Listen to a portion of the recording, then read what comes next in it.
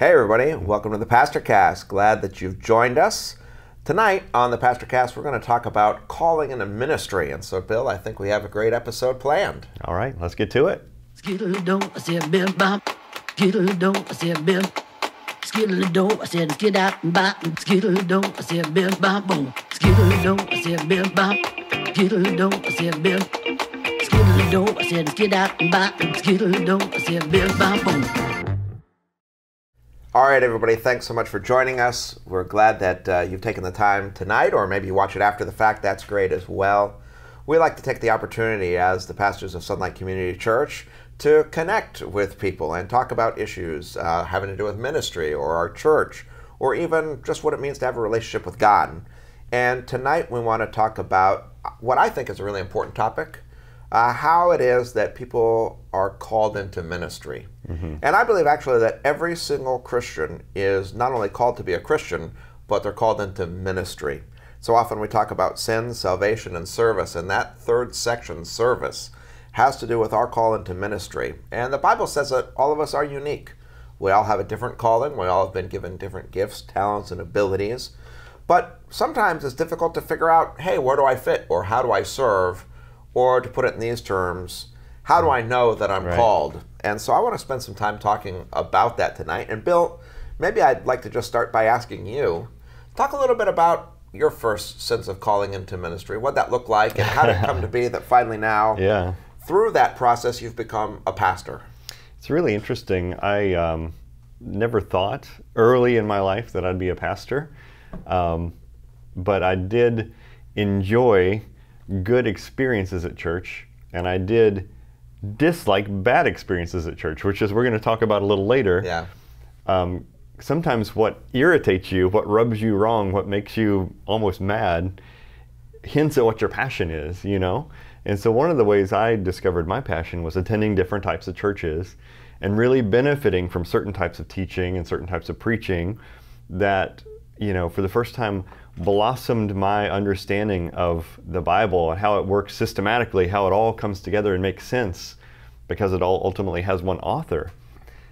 Conversely to that, there's another type of teaching and preaching and stream of theology that it doesn't make sense, you know, and you leave the sermon feeling confused and burdened down, and I just knew in those kind of moments, maybe this is something I could be good at. Now, my life didn't immediately go there, like I said.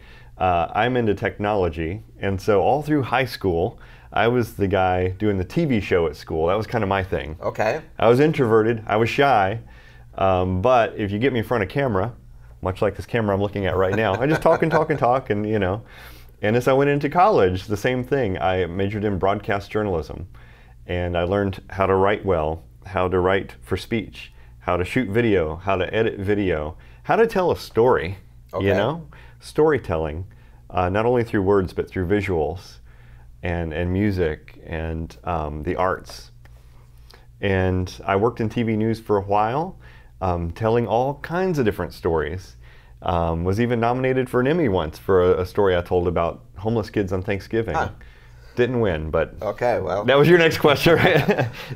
It'll be on my mantle. Now, was there like a particular point in all of those experiences where you felt that somehow internally you heard God's voice directing you in a certain way? Yeah, as it turns out for me, I got tired of telling stories that didn't make a lot of difference. Okay. You know, going into work. So just doing the news every single day. Yeah, telling trivial stories while I knew there was the greatest story ever, the most meaningful, impactful, life-changing story, and I was not able to share that story, or very limited, I can't talk now, very limited ability to tell that story. And at that point I started like kind of an internship with this church in town. They were making their very first website, and here I am, a guy who's kind of good with computers and good with words and stuff, and so I worked there part-time making their website.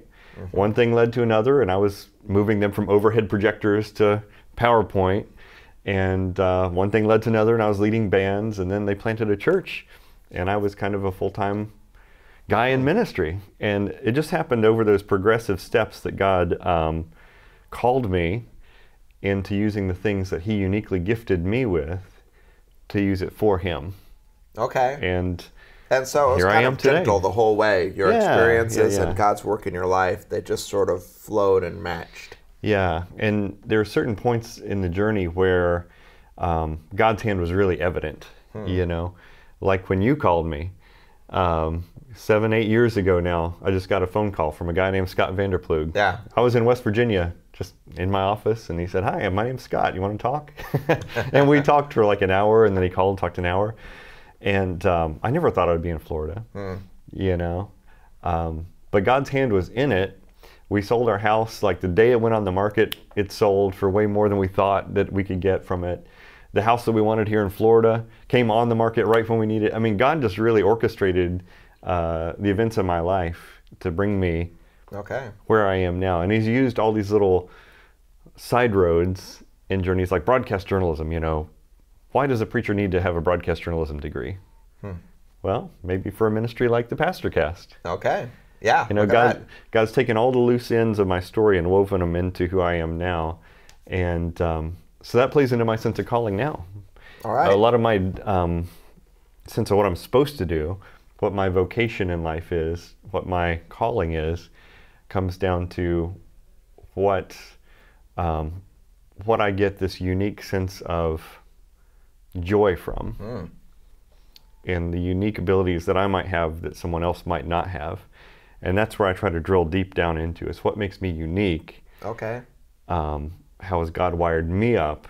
And that's how I kind of follow my calling today. Because it's an always evolving process, right? You don't just get your calling and just like you're set, but it's always seeking God's will and heart.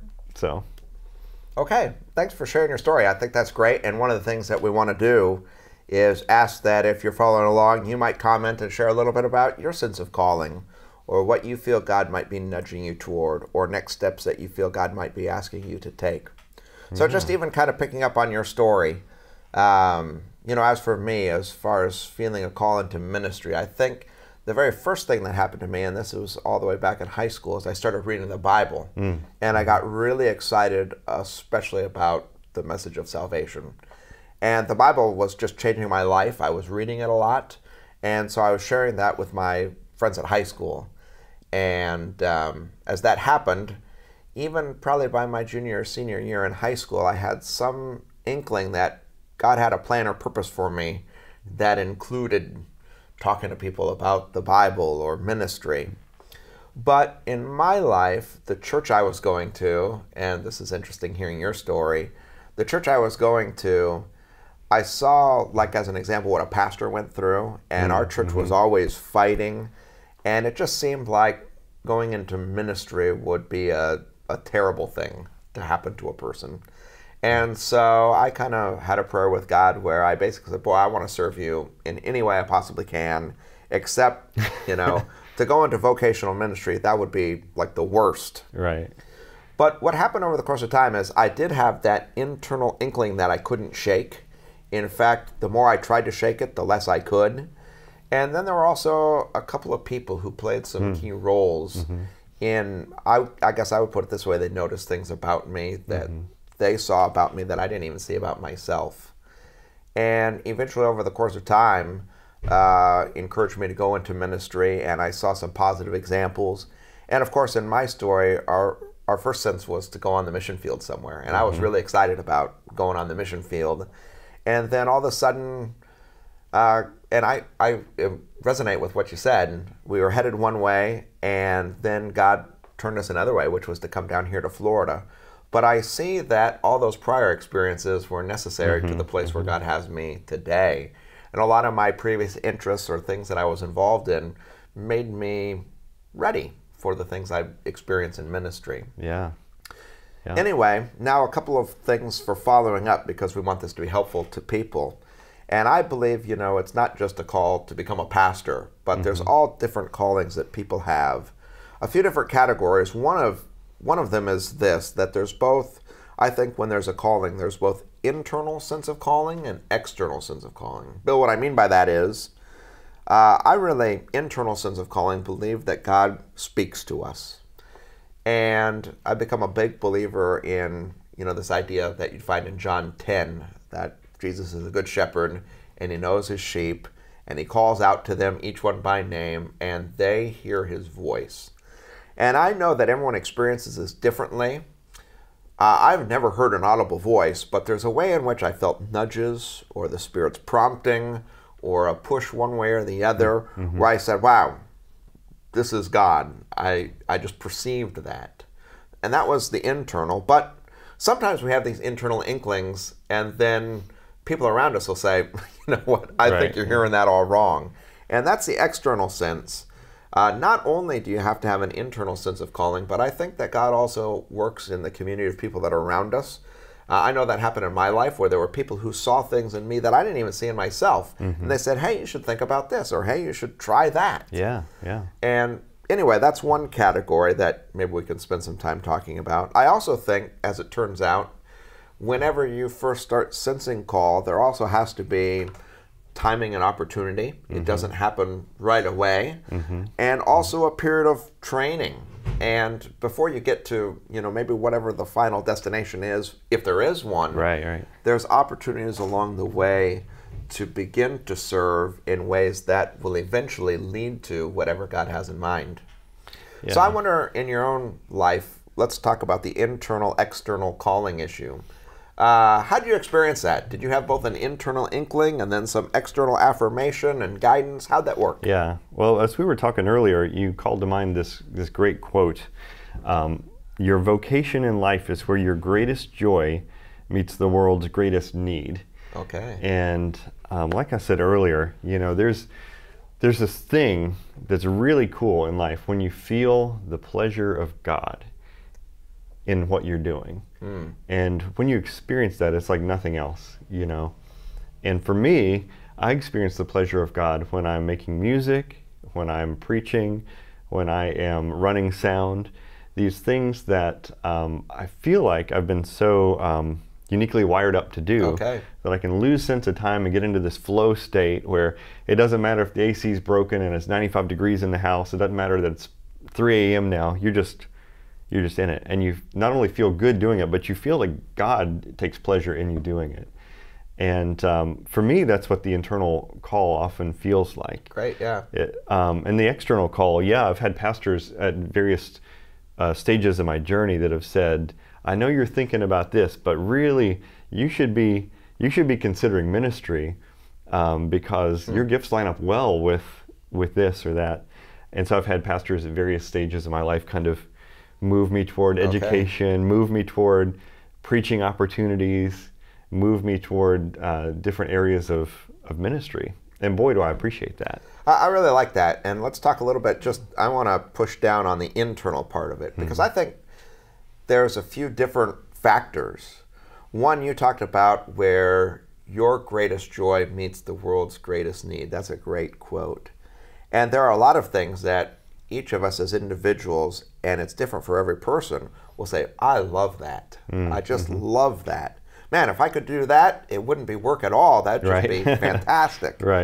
But then there's also things that I've experienced this as well, and you mentioned it earlier, that you just say, I hate that. Why does it have to be that way? And I think actually, God, it's like maybe those two things are like two guardrails that move us toward who we're supposed to be. There's things we just love, and then there's things that just bother us and think, that's got to change. And I think God can use both of those to steer us into the lane that He has specifically for us. Yeah, I see that in my life. If we drill down as far as we can possibly go into my sense of calling, the best I can discern it. I'm always humble about hearing internal callings and things, because you can deceive yourself. So I try to remain humble, but the best I can discern, I've always felt this calling to help churches with communication, with cultural relevance, with reaching out in an intelligible, memorable way to reach people today. Timeless truth in a timely way. That's always been my passion, because I've seen churches waste their opportunity by doing things so poorly, and it drives me crazy. And I'm just really thankful. I'm 40 now, and like you said, calling doesn't line up with reality instantaneously.